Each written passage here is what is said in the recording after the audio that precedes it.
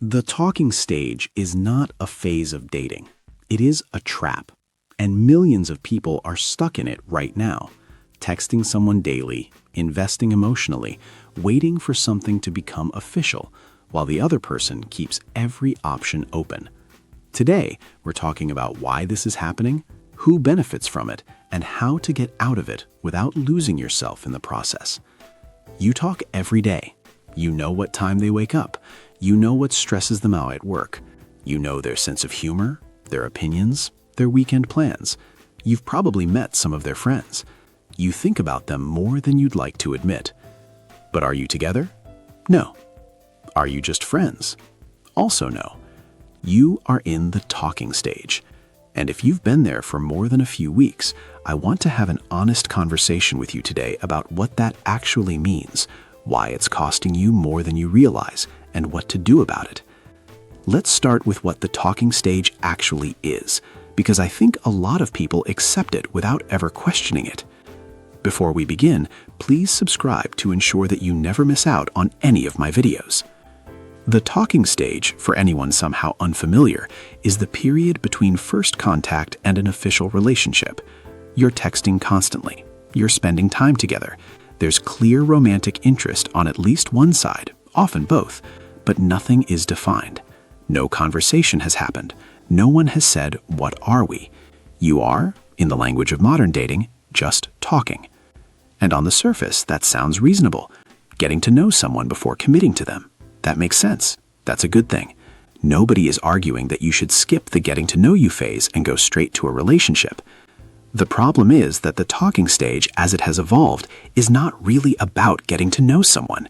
It has become something else entirely.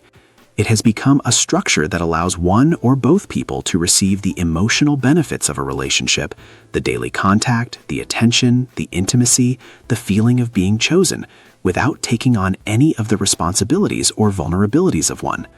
And that structure, left unchallenged, will drain you. Here's the first thing I want you to understand. The talking stage has no natural endpoint. Think about that for a second. In actual dating, in relationships, there are natural milestones. You become official. You meet each other's families. You make future plans. There is a direction of travel. Things are either progressing or they're not, and that tells you something. The talking stage has none of that. It is a structure with no built-in resolution. It can go on for weeks, months. I've spoken to people who were in a talking stage for over a year, an entire year of daily texts, of emotional investment, of holding back from other people for something that never became anything. And here's the cruelest part. Because it never formally started, it can never formally end. When it falls apart, and it usually does, there's no breakup. There's just a fade, a slowing of texts, a growing silence, and you're left grieving something that, by the world's definition, never even existed. That grief is real. That investment was real. That time was real.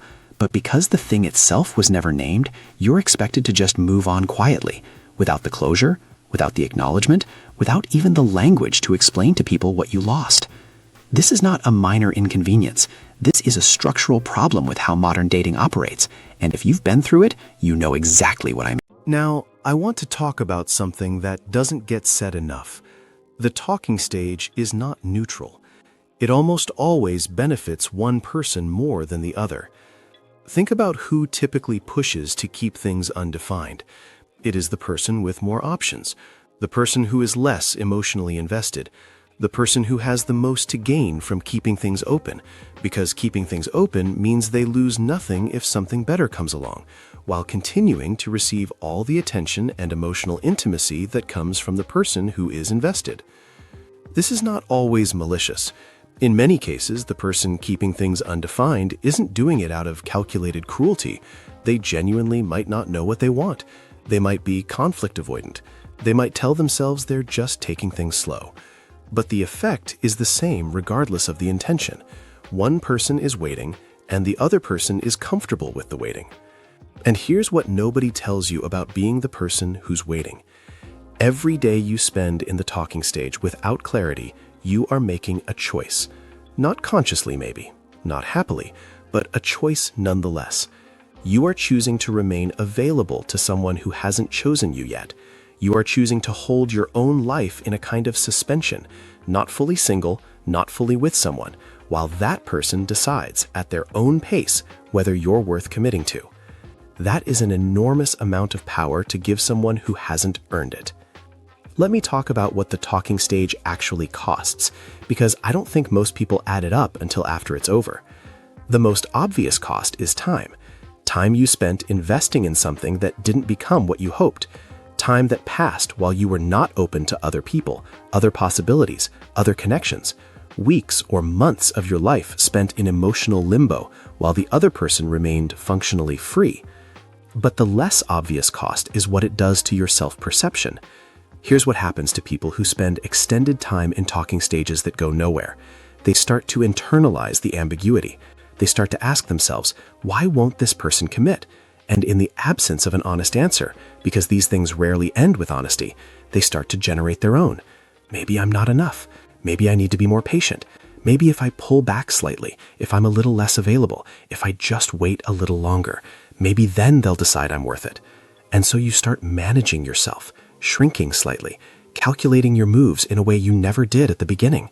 You become a strategist in your own love life because the situation requires it. And somewhere in that process, you lose the version of yourself that walked into this freely and openly, and you become someone who is quietly, slowly learning to expect less.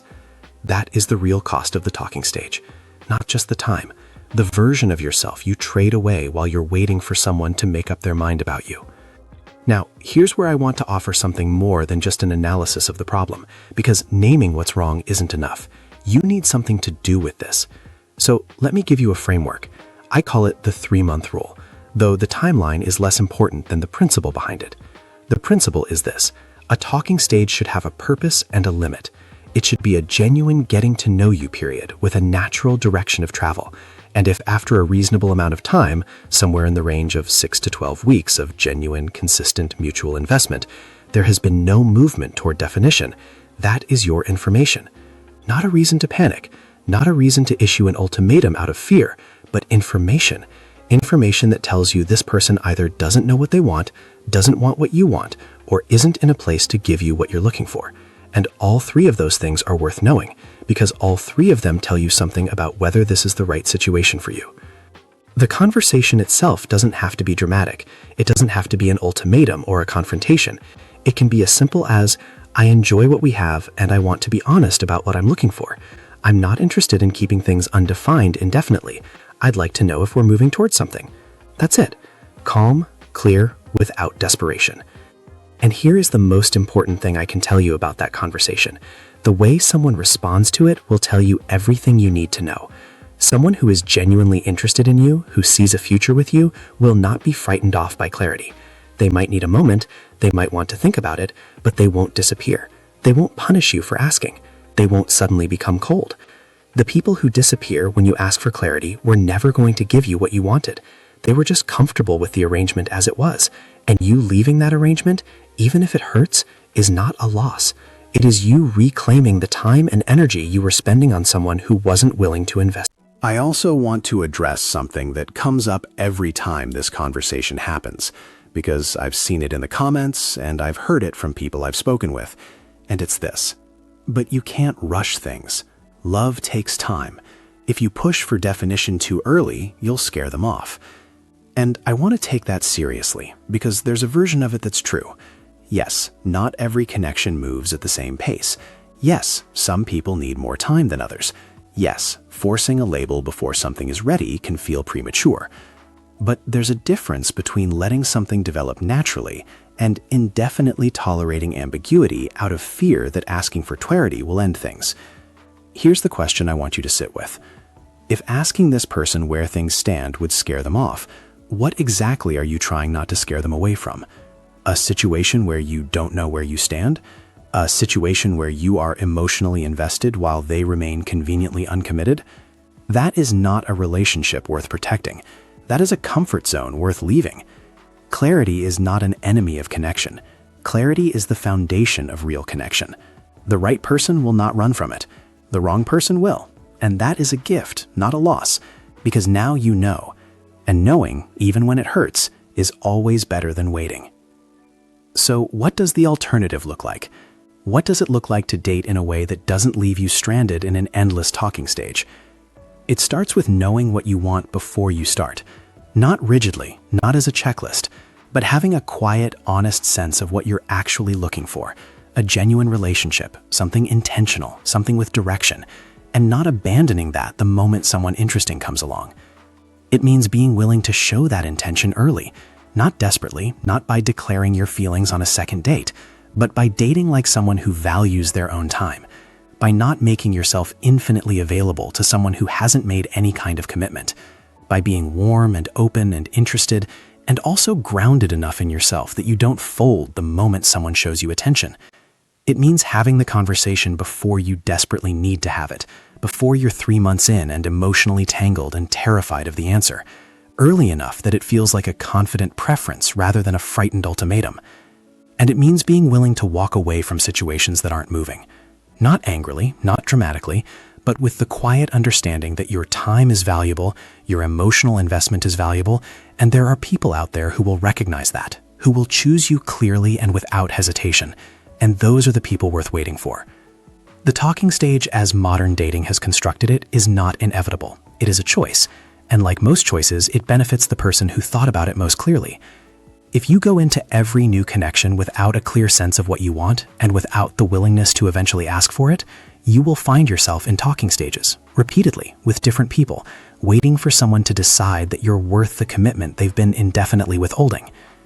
But if you go in knowing your value, knowing your intention, and being willing to have honest conversations at the right moments, you will not stay stuck. You will either build something real, or you will move on quickly enough that the cost stays small. You are not a placeholder. You are not an option to be kept warm while someone figures out if they can do better. You are someone worth choosing, clearly, early, and without hesitation. Don't let anyone convince you that waiting indefinitely for that is romantic.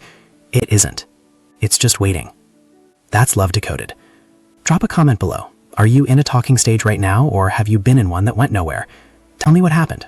I read every single comment, and I want to hear your story. If this hit home, subscribe. We put out a new video every week that gives you the clarity and the tools to navigate love without losing yourself in the process. Share this with someone who needs to hear it. And I will see you in the